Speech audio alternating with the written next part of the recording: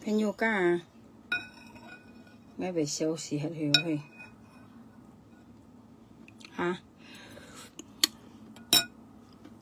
我朋友家飲湯啊去，飲湯啊，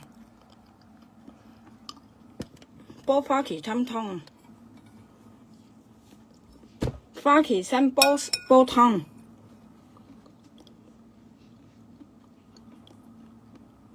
我搣咗淋巴行去煲，甜嘅湯。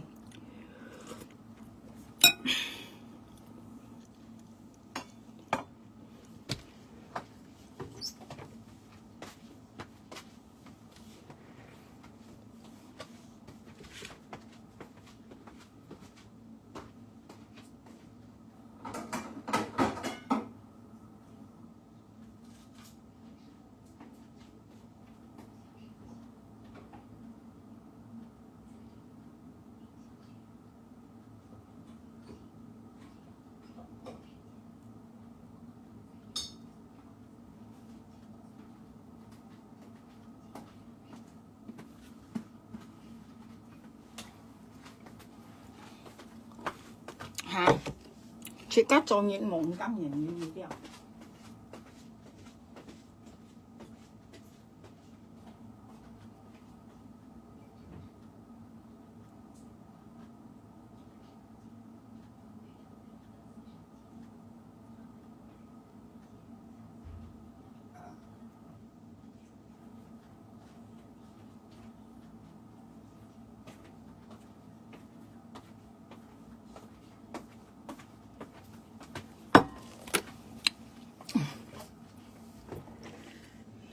我掠田法咧，冇咪要人家看去。我下嚟咧唔到，我下嚟啲度咪為咧唔到，我係撚去又冇咩落咪，係咪我100%唔可以咧？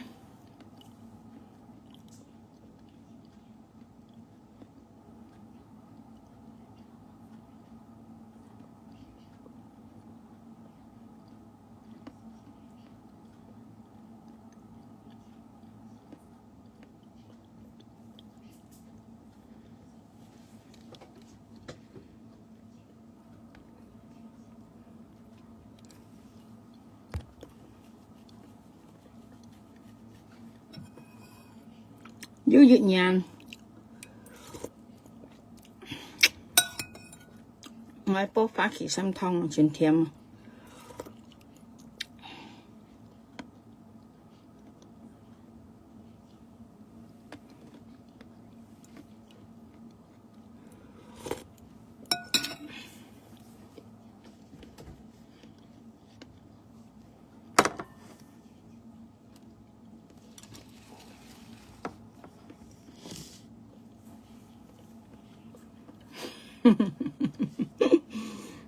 多好笑，唔甘人完全點知啊！記得晒全身次嘅經驗啊，性格嗬，生出嚟出街啊，冇甘人言呀，最緊要冇甘人言啊，朋友家唔甘人言全苦咗嘢啊！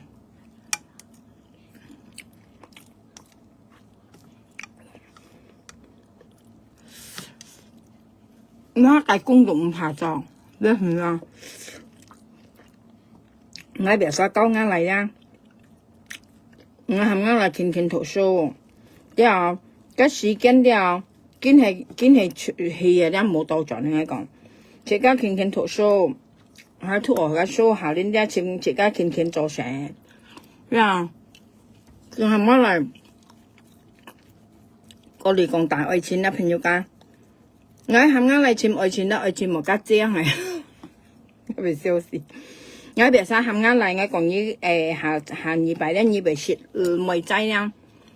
我行而家錢冇加愛錢啦，愛精係冇講，唔係錢冇要女嘢咯，唔係哦，我事實上係冇樣上啊，啲朋友家係錢冇要女咧，都係嘅名水呢啲啊，比講笑嘅咧，啊錢冇要女都嘅名水，啲講笑咧朋友家咧。切家錢老婆切家是要求啊，愛錢冇加精嘅話我嚟去，因為當咪咧自家己咧創橋啊，你都要創企業共人大人啦，嗬，你有時結婚跟講到，有時從畢業嘅人啊，夾個老公都30人啦，你掉，自家交老公啊，交老婆啲愛錢冇得爭嘅啲，掉朋友家，我夾有啥講啊，唔好求其，要妹仔出自家kiếm到你做老婆唔好，掉自家愛帶出去見人啊，然後自家帶出去啲愛見人啊，你睇下啦。我爸我嚟啲啦，以後啲咧咪打愛錢啦啦，你愛錢咁妹仔咧小聲嘅啊，精嘅啊，你啲啊，唔好求其妹仔你出落嚟打愛錢，唔好配了謝用去唔愛我講喊我嚟，自家按愛都唔愛我講，愛錢冇咁小聲嘅啦，你啲啊，唔好嘥時間我爸我嚟，我別曬爸我嚟，我喊佢夾愛錢咧，打愛錢咧，錢冇咁精嘅，係我喊我嚟。你啲啊，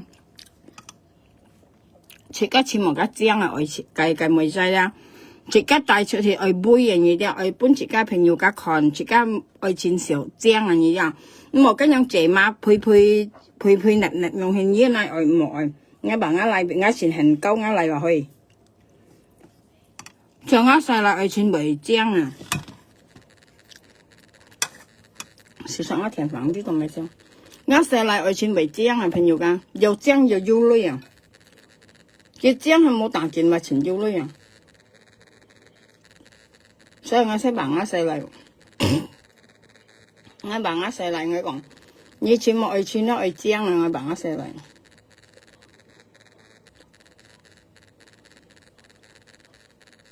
錢咪錢冇憂慮哦，愛爭啊你啲。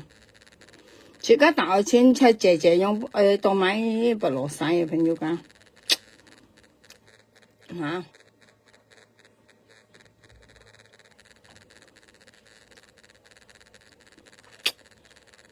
我看我細嚟愛錢啦，我熱下看下嘅一面啦，我未認識啊，看嘅面啊，未啊，猛熱啊，家先啦。我細嚟愛錢轉裝嘅面未生刺未精啊，我細嚟轉好眼光，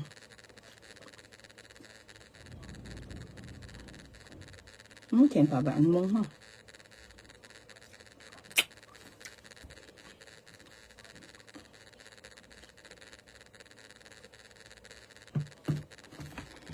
你點解講咪有朋友㗎？我講啊，自家啲自家愛行從我提嚟啲，今日我提嚟大錢，特別我望看到叫愛錢樣班嚟樣，我望是看過去，佢冇大盡幫我看嘅唔啲，之後係講借咧，我都喊我嚟冇㗎佢行啊，我意思喊佢冇啊，因為當咪咧朋友家自家大愛錢啦，愛揀到家精啊來人呢啲啊，自家愛揀到家精啊來人，因為自家啲愛帶佢出門啊，自家朋友家看到借咁樣啊啲啊。我別沙幫我嚟去，你看我係厭之冇，但係佢愛得我又冇辦法，係講可以啦，我嚟後同我講咧，都係喊佢揀到家精啊，咩揀到要女哦，唔係哦，因為精啊，妹仔咧你帶出去咧，你朋友幸福嘢你啲幸福嘢啊，精緊又愛錢緊啊，人家你朋友看到係咪想愛溝嘅你啲，因為佢精啊，咁樣啊。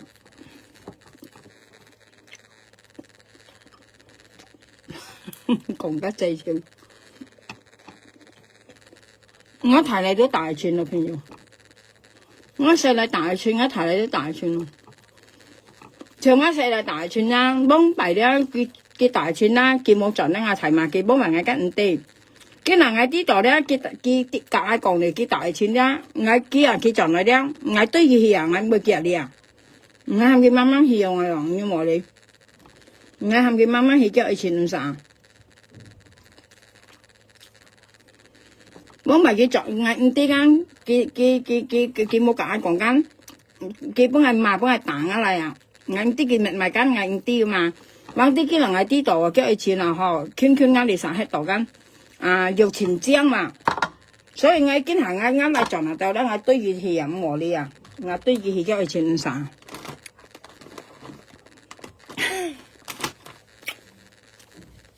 你撞你冇看明咪？係啊。你chọn lại một khám mấy nhồng hình, rồi mà nhiều mà hiểu ổn sẵn à, bóng bà xịn mèo, bóng bà ngay tí căn, 呀，佢冇做我睇嘛，我大叫我罵佢掉班人多下，佢男咩喎？佢話我嚟自冇做啦，中學啊，佢咪做中學啊，做得咩咪？都ảnh hưởng hình như thế nào?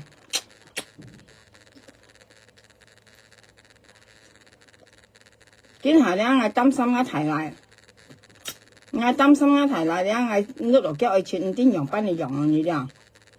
Ngay驚佢搞cái chế mà như thế nào chế mà ngay không số cái喎. Ngay驚nó lại chỉ để搞cái chế mà như chế bút là chế mà, chứ ngay thấy驚咩嘛? Ngay提嚟是大錢嘅話，佢根本要解講，我問佢我阿哥你去邊啊？佢講我去街，佢講我你同邊個去街啊？叫我同女仔去街講，我話你拍拖啊？叫係啊，佢話。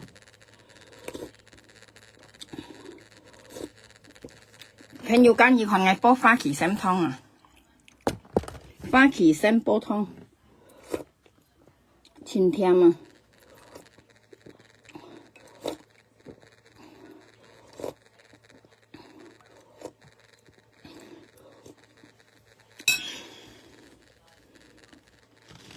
嚇，我都倒背好笑嘅。我今日先上木時候，朋友間先喝啊！我早上我來自呀，早上我來自8點去返學啊！我來自8點返學間，我來自去山，我來自到門山返學，我斟水㗎，佢斟水，佢跟帶水去，因為出邊嘅水啊，驚煲5罐啊！呢啲有朋友間，自家細貨咧。雖然我嚟咧今年得19歲，剛剛提嚟今年緊19歲，這是煲頭間咩模式就間唔乾淨東西你知啊？木卡東西間個乾淨煲水啊，啲煲吉罐水啊，你知啊？個煲罐嘅出邊嘅水是5罐嘛？邊度嚇？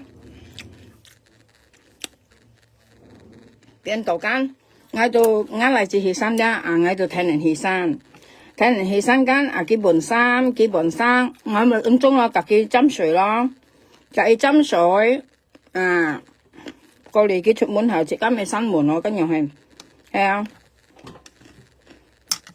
仲下年結娶我老婆啦，到5時嗌我，你冇搞生你朋友間係近嘢講一咩講我講俾向人唔係講嘅意思啊。自家用嚟用去咧，朋友家戰爭係用我小細你啦，全晚要人愛，係你用我家姐咧戰爭冇人愛嘅冇便宜。你除非你按要女嗱了，你要女就要人愛，係你冇女咧，你戰爭人拉嚟食咗啦，冇便宜冇人愛啊！你香港人咧，係講你用我家姐細人咧戰爭冇人愛，冇自願嚟自願越用啊！謝人戰爭冇人群雙眼啊，香港都越用啊，朋友家謝人都冇人群雙眼啊！用細貨咧，我一定用我個姜啊小心啊，像嗌啲撳斜個天格提入去，嗌撳斜天提啊！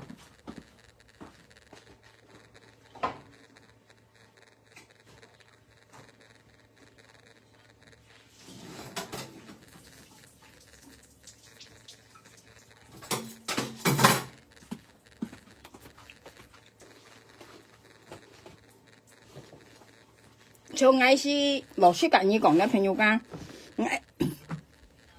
嗌撳斜個天提啊，因為做咩咧？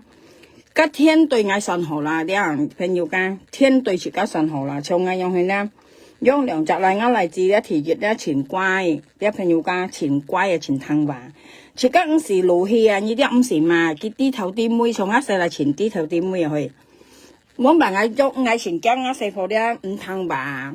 被駁載，被夾硬相湊，被反叛啊！你已經講，晚啲原來而家天對嘅暗號，事實已再做好咧，天對被對住間行呢啲啊！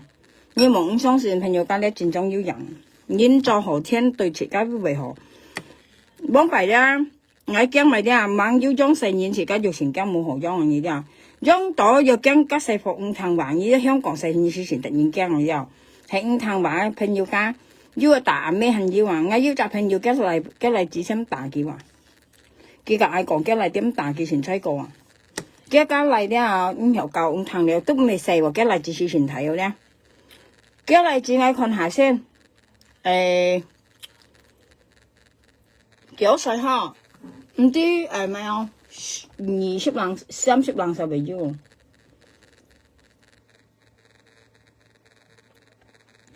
30人上還別說大嘅咩啊？吹講，嗰些冇事零年啊，呢啲啊，咁冇事零年啊。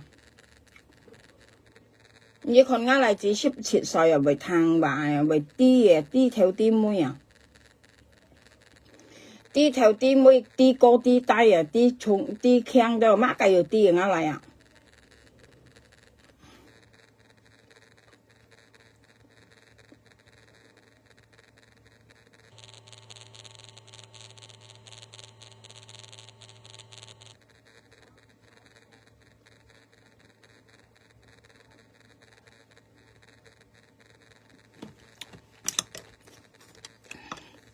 我前頭邊樣呵，我下嚟咧唔當啲咩落埋去嚇。今下間啊，我嚟今下提了兩隻嚟提了間啊，我細嚟到18歲吧，今年話我提嚟到19歲話，今下咧細嚟到大愛錢話嚇，大愛錢間切家啲嘅了，過嚟咧我提了，當我提嚟大愛錢咧，幾愛錢我冇見過嘅，我冇見咧，我問我提嚟我一愛錢嚟用係200，我問佢嗬。佢有講頭那麼長長，特別我問佢講冇佢後邊本係看得上佢名喎。我上嚟我提嚟明係看我要上網我嚟講要，特別我問佢嘅上啊佢後邊本係看佢名喎。佢講本係笑佢話，我講唔會話，佢本係看我佢名。叫等下年嚟叫我帶佢進步佢講。我講呢是愛將我阿哥，我講呢拍拖是愛將我咁未知哦，我講我咩愛要女哦，啲啊要女唔是朋友。女咧愛自家錢嘛，呢啲有女咧愛自家錢嘛。nhà mày đâu gì? Ngay cái nào mày lấp định ha? Ôi ngã hạ lì lấp tàu à, cái sao gian? Ngã hạ lì lấp tàu à, như ngay con như hiểu với đấy, ngay con như hiểu bằng cọ ha. Như hiểu với cái như gì cái còn nhìn đi lôi cái trận nhìn ha, còn trong có hạ cái coi ha. Ngã lấp định là gian ngã hạ lì lấp tàu luôn. Hả luôn? Nhà mày đâu gì? Ngay chỉ khi thải liễu chọn mà cả老公去thải liễu去涼熱啊，ngay chọn lại ngay bị hot xì ở水木水地話，ngay下嚟差不多ngay粒唔知道咪無啦啦粒唔到啊，唔知咪到咪呵，唔知咪又買到唔知啊，ngay粒定啊，因ngay粒定啊，去ngay用ngay就同件事，còn cái邊ngay基本嘢習慣啊，ngay粒行ngay每粒路ngay去80米菜喎。我去80米菜，我嚟自講係咪買雞喎？我嚟自前日食雞，然之後咪再成日都係咪買雞俾佢食咯。Hả luôn? Vừa có các cái xa ta liệt. 唔係講幾啲啊？